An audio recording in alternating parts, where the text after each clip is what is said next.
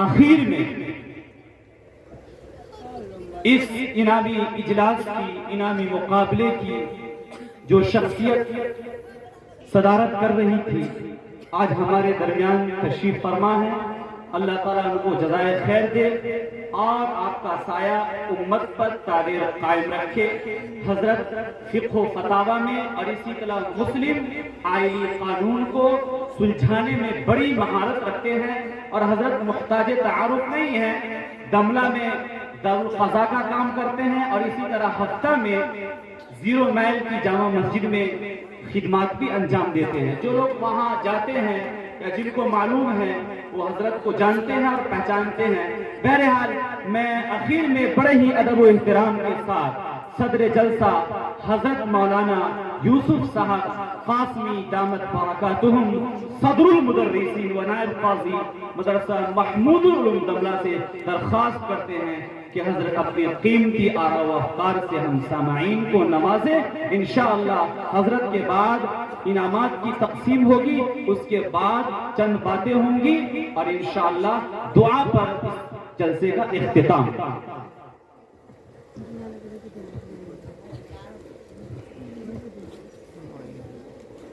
الحمدللہ رب العالمین والصلاة والسلام علی سید المرسلین، اما بعد.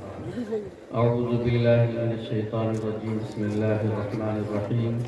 اقرأ بسم ربک الذی خلق، خلق الانسان من علق.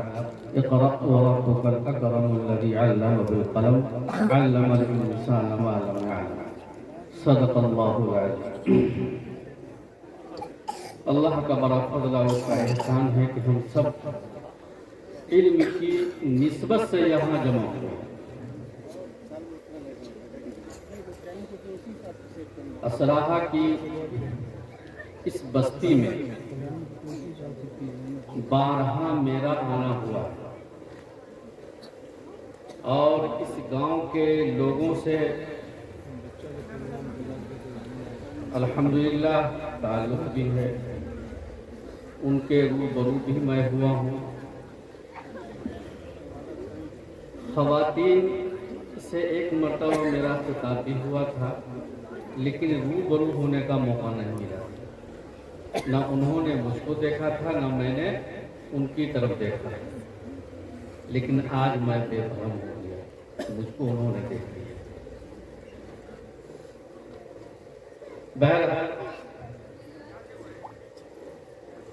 لمبے عرصے سے آپ حضرات طالبات کا پروگرام سماعت فرما رہے تھے. الحمدللہ طالبات نے بڑا عمدہ پروگرام پیش کیا، بہت ہی بہتر پروگرام پیش کیا، اور اس سرزمین پر، اس خطے میں اس سے بہتر پروگرام نہیں پیش کیا جا سکتا. اس پروگرام کی بہت ساری خوبیاں ہمیں محسوس ہوئیں. ان میں سے ایک یہ ہے کہ بچیوں کے اندر ہم نے خود اعتمادی محسوس کیا. انہوں نے اردو میں تقریریں کی، عربی میں تقریریں پیش کی، اور انگریزی میں انہوں نے اسپیچ دیا، اور بیت بازی بھی کا پروگرام انہوں نے بہت خوبصورت پیش کیا. ہر ایک میں ہم نے جو محسوس کیا وہ ہے خود اعتمادی. اور کسی بھی انسان کے، کسی بھی طبقے کے ترقی کے لیے یہ خود اعتمادی بہت ہی قیمتی سرمایہ ہے. اس کے بغیر کوئی آگے بڑھ ہی نہیں سکتا. ایک مرتبہ ایک معاملے کی سماعت کر رہے تھے جس زمانے میں 3 طلاق بل پیش ہو رہا تھا. باقی کا معاملہ تھا. لڑکی کی عمر تقریباً 16 سال رہی ہوگی اور لڑکا کی عمر وہی 17 سال رہی ہوگی. دونوں آپس میں رشتہ دار بھی تھے پہلے سے، دونوں کا نکاح ہو گیا.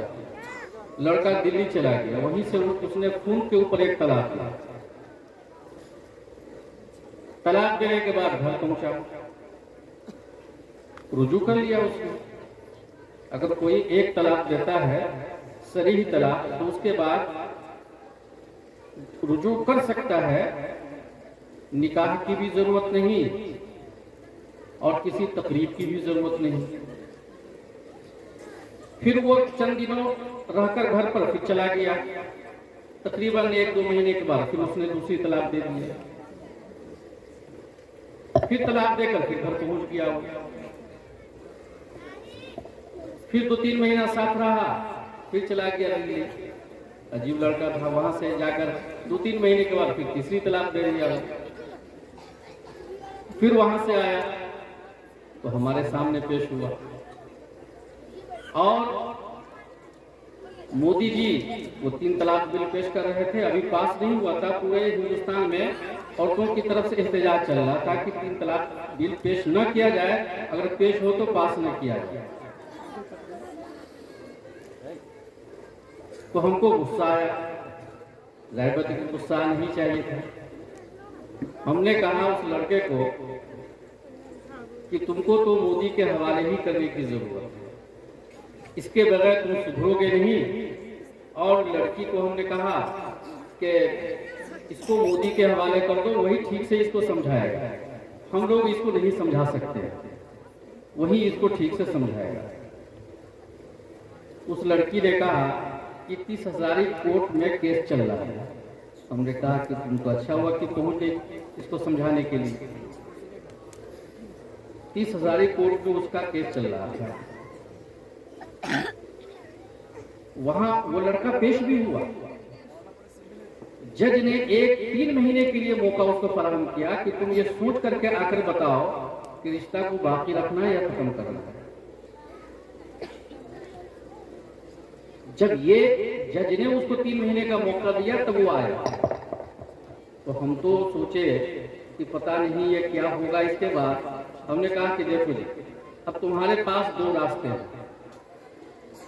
ایک راستہ تو یہ ہے کہ کورٹ سے جو حکم ہو جائے اس کے اوپر تم عمل کرو. تو کورٹ سے جو حکم ہوگا وہ پہلے سے معلوم ہے کہ تم دونوں ساتھ رہو, جبکہ 3 طلاق ہو چکی ہے. اب بڑی سجا کر کے اس نے 3 طلاق دی کہ اس کا کوئی انکار بھی نہیں کر سکتا ہے, کوئی راہ فرار بھی اختیار نہیں کر سکتا ہے. کہا کہ کورٹ سے حکم ہوگا 3 طلاق کے بعد کہ تم دونوں ساتھ رہو. اب اس کے بعد تمہارے پاس 2 ہی راستہ ہے, یا تو کورٹ کی بات مان لو یا شریعت کا حکم ہے کہ 3 طلاق کے بعد اب دوبارہ دونوں ساتھ نہیں رہ سکتے.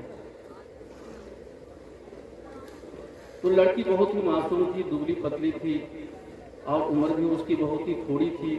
16 سال عمر ہی کیا ہوتی ہے. یہ سوال ہم نے کیا. ہم نے کہا کہ تم جواب دو سوچ کر کہ تم کو کرنا کیا ہے, کورٹ کی بات ماننا ہے یا شریعت کی بات ماننا ہے. یہ سوال تو ہم نے کیا, لیکن اس سوال کے بعد میرا دل زور زور سے دھڑکنے لگا کہ پتہ نہیں یہ کیا جواب دے گی, پتہ نہیں یہ کیا جواب دے گی. میرا دل دھڑکنے لگا. 2-3 منٹ تک خاموشی چھائی رہی ہماری طرف بھی اور اس کی طرف بھی. اس لڑکی نے جو جواب دیا اصل وہی جواب ہم آپ کو سنانا چاہ رہے ہیں. اس لڑکی نے جواب یہ دیا کہ کورٹ ووٹ کی بات ہمیں نہیں ماننی ہے. آپ جو کہیں گے, شریعت جو کہے گی ہمیں وہ ماننا ہے. شریعت کی مانیں گے, کورٹ کی نہیں مانیں گے. میں تو خوشی سے اچھل پڑا اور میرے دل نے بڑی زور سے یہ آواز دیا کہ اگر تمہاری جیسی لڑکی یہاں پیدا ہوتی رہی تو دنیا کی کوئی طاقت اسلام کو مٹا نہیں سکتی. یہ ہے خود اعتمادی, اسلام کے اوپر اعتماد, اسلام کے اوپر یقین, اسلام کے اوپر بھروسہ. اسی کی ضرورت ہے اس وقت. ورنہ چند لوگ اکٹھا ہو جاتے ہیں اور کہتے ہیں کہ اپنے ایمان کا سودا کر لو اور کیا کیا الفاظ جو مشہور ہیں وہ کہہ دو. لوگ کہہ دیتے ہیں, نعرے بھی لگا دیتے ہیں اور جان بھی گوا دیتے ہیں. ایمان بھی چلا جاتا ہے اور جان بھی چلی جاتی ہے. تو ضرورت ہے خود اعتمادی کی. ہماری بچیوں نے جو پروگرام پیش کیا ہے الحمدللہ اس میں ہم نے محسوس کیا کہ ان کے اندر خود اعتمادی ہے. اللہ اس کو قائم رکھے، اس کو باقی رکھے، اس کو اللہ مزید پروان چڑھائے. جس طرح سے ان بچیوں نے پروگرام جو کیا ہے، ہم یہ سمجھ رہے ہیں کہ اساتذہ نے ان کو یاد کرایا ہوگا، لیکن یہ خود اعتمادی یہ ان کی اپنی چیز ہے، ان کی اپنی چیز ہے خود اعتمادی. اسی کو بار بار ہم لوگ کہتے ہیں، الفاظ میں ظاہر کرتے ہیں، خوابیدہ صلاحیت کو اجاگر کرنا ہے. استاد کا کمال یہ ہے کہ جو صلاحیت اس کے اندر چھپی ہوئی ہے اس صلاحیت کو وہ سامنے لے آئے. قرآن کریم میں کہا اقرا، 2 مرتبہ کہا گیا. اقرا بسم ربک الذی خلق، اقرا وربک الاکرم، 2 مرتبہ اقرا کہا گیا قرآن. یہ 2 مرتبہ کیوں کہا؟ بار بار ایک ہی لفظ کو، ایک ہی بات کو بار بار. قرآن ایک تھی مختصر کتاب، کب نازل ہوئی؟ 1450 سال پہلے، اور قیامت تک اس کو رہنا ہے.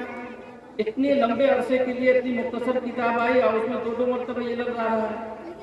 یہ 2 مرتبہ کیوں بیان کیا گیا؟ اقرا، اقرا بسم ربک الذی، اقرا بسم ربک الذی خلق، خلق الانسان من علق. انسان کو اللہ نے علق سے پیدا کیا. جمادات کے اندر، منجمد شے کے اندر اللہ تبارک و تعالیٰ 7 چیزوں میں تغیر کرتا ہے، تصرف کرتا ہے، تو انسان کا وجود ہوتا ہے. اللہ تبارک و تعالیٰ مٹی میں تصرف کرتا ہے تو اس سے پودے نکلتے ہیں، اناج نکلتا ہے، اس سے پھل فروٹ نکلتے ہیں، اور اس اناج کو انسان کھاتا ہے. اللہ اس میں پھر تغیر کرتے ہیں، پھر تصرف کرتے ہیں، تو اس سے خون تیار ہوتا ہے. اس خون کے اندر اللہ تبارک و تعالیٰ پھر تصرف کرتے ہیں تو انسان کے جسم میں مادہ پیدا ہوتا ہے، آب حیات پیدا ہوتا ہے، اور وہ آب حیات وہ ماں کے پیٹ میں پہنچتا ہے. اللہ تبارک و تعالیٰ پھر اس میں تصرف کرتے ہیں، اس میں تغیر کرتے ہیں تو وہ خون بنتا ہے. علق، جمع ہوا خون، اس کے بعد پھر اس میں تصرف اللہ تعالیٰ کرتا ہے تو وہ گوشت کا ٹکڑا بنتا ہے. پھر اس گوشت کے ٹکڑے میں اللہ تصرف کرتا ہے تو اس میں پتلے سفید سفید دھاگے پیدا ہوتے ہیں جو ہڈیاں بن جاتی ہیں. پھر اس میں اللہ تصرف کرتا ہے تو جگہ جگہ انسان کے مناسب گوشت کو پیوست کیا جاتا ہے. کہاں پہ کہیں پہ زیادہ گوشت ہوتا ہے انسان کے جسم میں، کہیں پہ تھوڑا ہوتا ہے، کہیں پہ بہت تھوڑا ہوتا ہے. یہ 7 تصرف ہوتا ہے. بیچ کا اللہ نے لیا الگ، 3 ادھر اور 3 ادھر، بیچ کا اقرا کہا گیا کہ جب اللہ تبارک و تعالیٰ بے جان شے کے اندر تصرف کرتا ہے تو جاندار انسان بن جاتا ہے. تو جو اللہ 7 مرتبہ 7 چیزوں کے اندر تغیر کر کے انسان کو وجود عطا کر دیتا ہے، کیا وہ اللہ اس بات پر قادر نہیں ہے کہ تم ان پڑھ کو پڑھا دے؟ اللہ اس پر قادر ہے.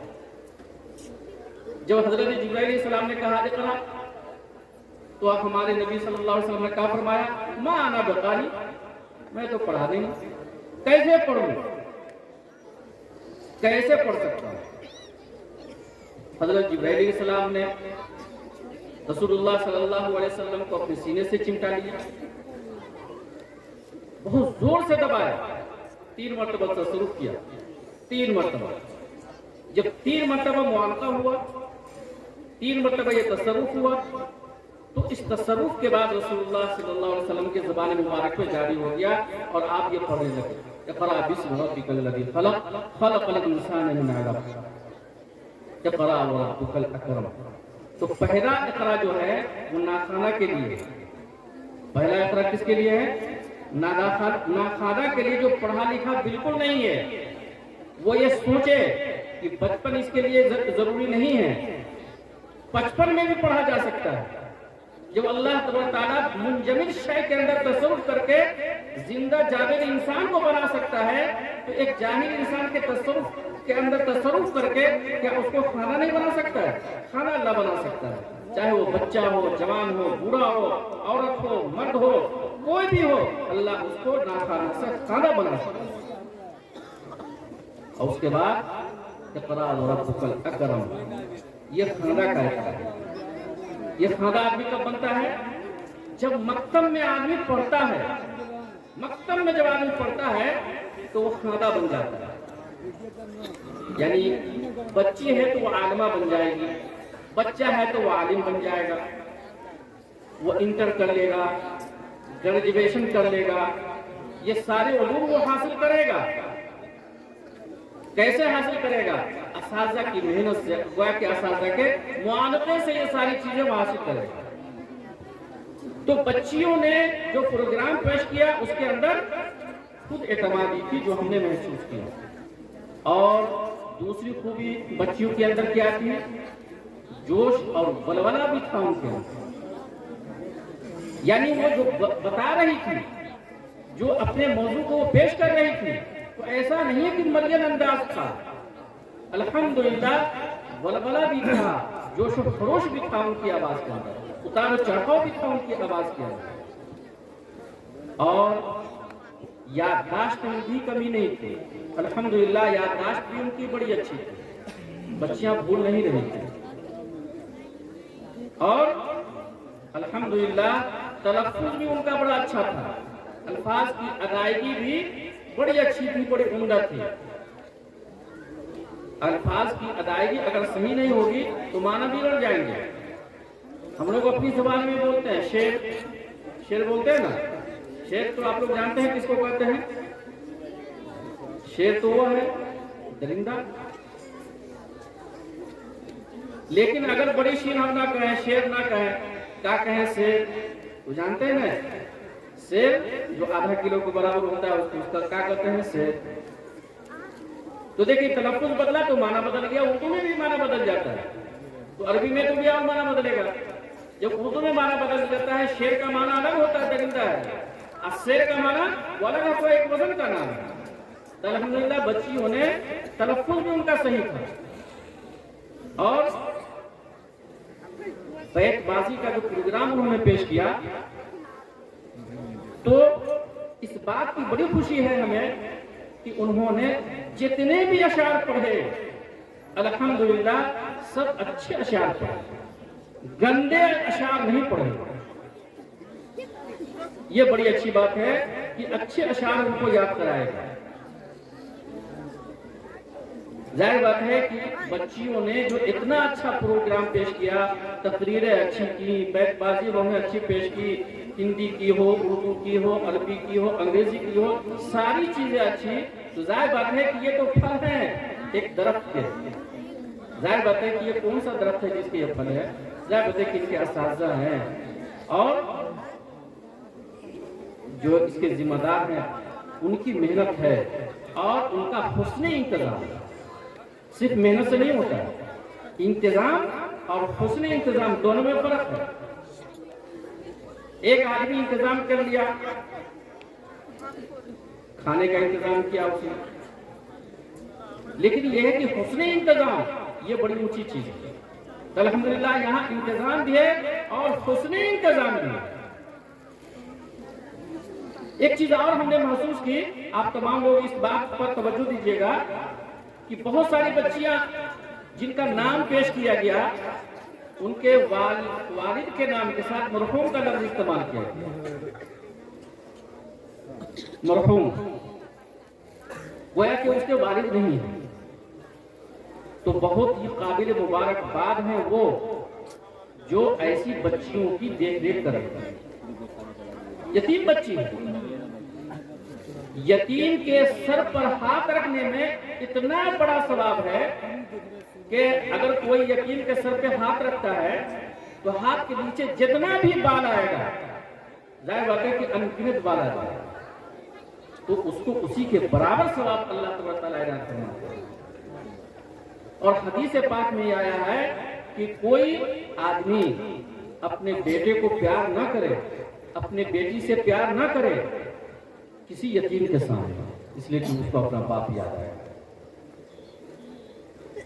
یہ جو اتنا اچھا ادارہ چل رہا ہے ماشاءاللہ، ہر زبان کے اندر، اردو ہو، انگریزی ہو، ہر سبجیکٹ کے اندر جو محنت چل رہی ہے، تو اس محنت کے لیے انتظام بہت ہی ضروری ہے۔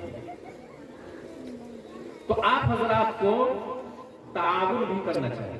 کس طرح سے آپ تعاون کریں گے؟ اس مدرسے کا چندہ ہوتا ہے، تو آپ سے اگر کہا جائے گا تعاون کرنے کے لیے تو تعاون کریں گے؟ انشاءاللہ ضرور کریں گے۔ کیا تعاون کریں گے؟ چندہ دیں گے؟ امداد میں جو کچھ ہو، اینٹ سیمنٹ۔ ہمارے نبی صلی اللہ علیہ وسلم نے فرمایا، سنیے، ہمارے نبی صلی اللہ علیہ وسلم نے فرمایا انصر اخاک ظالما او مظلوما۔ ہمارے نبی نے فرمایا کہ اپنے بھائی کی مدد کرو، چاہے ظالم ہو تب بھی مدد کرو، مظلوم ہو تب بھی مدد کرو۔ تو مظلوم ہو تو مدد کریں گے، مظلوم ہو تو مدد کیسے کریں گے؟ اس کی ظلم سے بچا لیں گے، اور اگر وہ ظالم ہوا تو اس کو ظلم نہ کرنے دیں، یہ ہے اس کی مدد، یہ اس کی مدد ہے۔ آپ چاہتے ہیں کہ اس ادارے کی مدد کریں تو چندہ ہرگز نہ دیجیے۔ ہم نہیں چاہتے ہیں کہ آپ چندہ دیجیے۔ چندہ دینا نہ ان کے لیے اچھا ہے نہ آپ کے لیے اچھا ہے۔ چندہ دینا بالکل صحیح نہیں۔ اور جو لوگ چندہ لے لیتے ہیں وہ آگے نہیں بڑھتے۔ الحمدللہ جو ادارہ ایسا چلتا ہے، کئی ادارے کی ہم سرپرستی کر رہے ہیں، ہم ان سے یہ کہتے ہیں نہ چندہ لینا ہے نہ کسی کو چندہ اس میں دینا ہے۔ جس دن چندہ لینے دینے کا مزاج بن گیا اس ادارے کی ترقی رک جائے۔ لیکن تو آپ کیسے مدد کریں گے وہ بتائیے؟ اتنا اچھا ادارہ چل رہا ہے، یہ پورے گاؤں کے لیے نہیں، پورے ضلع کے لیے نہیں، پورے بہار کے لیے اس کو نمونہ بننا چاہیے۔ آپ اس کی مدد کر سکتے ہیں، جتنی فیس وہ وصول کرتے ہیں آپ کہیے کہ ہم اس سے ڈبل فیس دیں۔ ایک کام تو یہ کرنا ہے، اس طرح مدد کر سکتے ہیں۔ دوسری مدد آپ یہ کر سکتے ہیں کہ بہت ساری بچیاں ہیں گاؤں کے اندر، علاقے کے اندر، وہ فیس دے کر کے نہیں پڑھ سکتی، جن کے والدین کے پاس سہولت ہے، پیسے ہیں، تو وہ تو فیس دے کر کے پڑھا لیں گے۔ لیکن جن بچیوں کے پاس پیسے نہیں ہیں، ان کے والدین ہیں، وہ رکشے چلاتے ہیں، مزدوری کرتے ہیں، تو ظاہر بتا کہ 2000 روپیہ وہ فیس کہاں سے ادا کریں گے؟ نہیں ادا کر سکتے ہیں فیس۔ جو لوگ صاحب ثروت ہیں، جو لوگ صاحب خیر ہیں، وہ 10 بچی کی کفالت کر لیں۔ اللہ نے جو حیثیت دیا ہے اس حیثیت کے مطابق ان بچیوں کی کفالت کر لیں۔ اگر آپ کو بچی مل جاتی ہے آپ کے پڑوس میں تو بچی کو لا کر کے یہاں ڈالیے اور اس کی فیس ادا کیجیے۔ اور اگر آپ کو نہیں ملتی ہے تو آپ مولانا ضیاء الرحمان صاحب سے رابطہ کیجیے کہ مولانا ہم 4 بچی کی فیس ادا کر سکتے ہیں، آپ ایسی 4 بچیوں کا داخلہ لے لیجئے اور وہ ہم کو بتا دیجئے، ہم اس کی فیس ادا کریں گے جو بچی فیس ادا نہیں کر سکتے۔ یہ ہے مدد کرنے کا طریقہ۔ آپ ان کی مدد کیجئے اس طرح سے، چندہ نہیں دیجئے، اس طرح سے ان کی مدد کیجئے۔ ہو سکتا ہے کہ آپ ان کو پیسے لا کے دے دیجئے، 1 لاکھ روپیہ ایک صاحب دے دے، دوسرے صاحب 2 لاکھ روپیہ دے دے، اس طرح سے تو 10 دن کے اندر 10 لاکھ روپے جمع ہو جائیں گے، عمارت 1 مہینے میں تیار ہو جائے گی۔ لیکن کل ہو کر کے جو لوگ چندہ دیں گے لاٹھی لے کے کھڑے ہو جائیں گے، مولانا صاحب ہم تو اتنا چندہ دیے تھے اور ہم نے یہ بات کہا تو آپ نے نہیں مانا۔ نہیں، ایسی شکل ہو کہ آپ لاٹھی نہ لے کے کھڑے ہوں گے، ادارہ ان کا اپنا ذاتی رہے۔ لیکن ان کا ایک مزاج ہے کہ قوم کی بچیوں کو ہمیں نفع پہنچانا ہے، تو ظاہر ہے کہ آپ جو ان کی مدد کریں گے اس طرح سے تو آپ بچیوں کے ساتھ ساتھ مدد کر رہے ہیں اور ان کی بھی مدد کر رہے ہیں، ان کو اخاک ظالم اور مظلومن کی طرح۔ تو انشاءاللہ सब लोग इस बात की फिक्र करेंगे कि गांव की सारी बच्चियां इसके अंदर पढ़ें और फीस अदा करके पढ़ें। और अगर वो फीस लेते हैं, कम लेते हैं, तो आप हजरात उनसे दरखास्त कीजिए कि मौलाना इसमें फीस बढ़ा दीजिए। तो ज़ाहिर है कि जब फीस बढ़ेगी तो सारी बच्चियां नहीं दे पाएंगी, तो जो साहिबे खैर हैं ये उनकी जिम्मेदारी है कि जो फीस बढ़ती है उन बच्चियों की तरफ से वो फीस बढ़ी हुई हम अदा करें। इंशाअल्लाह इस तरह से मदद करेंगे। इंशाअल्लाह जब इस तरह से आप मदद करेंगे तो इदारा बढ़ेगा, तरक्की होगी, उनकी हौसला अफजाई होगी, उनकी हिम्मत बढ़ेगी, उनके अंदर भी खुद एतमादी पैदा होगी। ये खुद एतमादी जो है, ये उनके अंदर जो चीज छुपी हुई थी, ये इन्हीं के हुस्ने इंतजाम की वजह से वो उनकी खुद एतमादी उजागर हुई। अगर इनका हुस्ने इंतजाम नहीं होता तो ये उनकी खुद एतमादी उनके अंदर पैदा नहीं होती और खुद उनको महसूस नहीं होती। और ये बड़ी पूंजी है, ये बड़ी पूंजी है। उस्ताद का ये कमाल है। हज़रत मौलाना जुबैर साहब कासमी जो अशरफ उलूम कनवा में नाजिम थे, मऊ में कुछ लड़के गए तो एक उस्ताद ने कहा कि ये तालिब इल्म इस किताब के अंदर बड़ा अच्छा है, जबकि यही तालिब इल्म दूसरी किताबों के अंदर अच्छा नहीं है, यानी उसकी अच्छी सलाहियत नहीं है, वो नहीं बता पाता है कुछ, लेकिन इस किताब के अंदर वो अच्छे अंदाज में बताता है। और एक तालिब इल्म नहीं, हर तालिब इल्म का यही हाल है। जो ज़हीन तालिब इल्म है वो भी इस किताब के अंदर अच्छा है, जो कमजोर है वो भी इस किताब के अंदर अच्छा है। तो वहां के उस्ताद ने पूछा, मऊ में जो बड़े उस्ताद थे उन्होंने पूछा कि आखिर बात क्या है कि इस किताब के अंदर सब बच्चे अच्छे होते हैं और बाकी किताब के अंदर सब अच्छे नहीं होते हैं। तो बच्चों ने कहा कि हमने ये किताब मौलाना जुबैर साहब से पढ़ा। तो उस्ताद के अंदर ये खूबी थी कि कमजोर से कमजोर तालिब इल्म को भी वो मजबूत बना देते थे, उसको समझा देते थे, वो आदमी समझ जाता था। तो जाहिर है कि ये खूबी सबके अंदर नहीं होती है। अल्लाह तबारक व तआला किसी किसी को ये खूबी इनायत कर देते हैं, किसी किसी को ये खूबी इनायत कर देते हैं। तो हम ये समझते हैं कि मौलाना ज़ियाउर रहमान साहब के अंदर अल्लाह ने ये खूबी दी है। अगर आप थोड़ी सी तवज्जो देंगे तो उनकी खूबी से आप फायदा उठा सकते हैं, आप ये फायदा उठा सकते हैं। रसूलुल्लाह सल्लल्लाहु अलैहि वसल्लम के अंदर उनकी गुफ्तगू के अंदर, अंदाज़े गुफ्तगू के अंदर ये बात थी कि ठहर ठहर के बहुत ही इत्मीनान के साथ बात करते थे कि सुनने वाला पूरे तरीके पर सुन लेता था, बल्कि बाज मर्तबा इस तरह से ठहर ठहर के अल्फाज रसूलुल्लाह सल्लल्लाहु अलैहि वसल्लम अदा फरमाते थे कि सामने वाला अल्फाज को गिन भी लेता था कि इतने अल्फाज हमारे नबी ने इरशाद फरमाए हैं। हम ये समझते हैं कि मौलाना ज़ियाउर रहमान साहब को इससे भी वाफी हिस्सा मिला। जब आप उनकी गुफ्तगू सुनेंगे तो चाहे आपकी आपस की गुफ्तगू हो या माइक पर तकरीर के अंदाज की गुफ्तगू हो, हर गुफ्तगू के अंदर उनके अंदर ये चीज झलकती है। आमतौर से लोग गुफ्तगू करते हैं तो इतनी तेजी में गुफ्तगू करते हैं, इतनी तेजी में अल्फाज उनकी जबान से निकलते हैं तो सुनने वाला समझता ही नहीं है कि ये क्या बोल दिया, और वो समझ नहीं पाता। जबकि रसूलुल्लाह सल्लल्लाहु अलैहि वसल्लम ठहर ठहर के बोलते थे, आहिस्ता आहिस्ता बोलते थे, बार मर्तबा एक बात को तीन मर्तबा अदा फरमाते थे। तो हमने ये महसूस किया कि इन बच्चियों के अंदर भी ये खूबी पाई जाती है। ये खूबी इन बच्चियों के अंदर इसलिए आई कि इनके जो मुंतजिम हैं उनके अंदर ये खूबी पाई जाती है। अल्लाह तबारक तआला हम सबको इनकी खूबियों से, इस इदारे से ज्यादा नफा हासिल करने की तौफीक इनायत फरमाए। अल्लाह ताला इसके लिए असबाब मुहैया फरमाए। अल्लाह ताला इस इदारे को दिन दूनी रात चौगुनी तरक्की इनायत फरमाए। अब उसके बाद जो बच्चे कामयाब हुए हैं उनके नामों का ऐलान होता है, उनको इनामात तकसीम किए जाते हैं।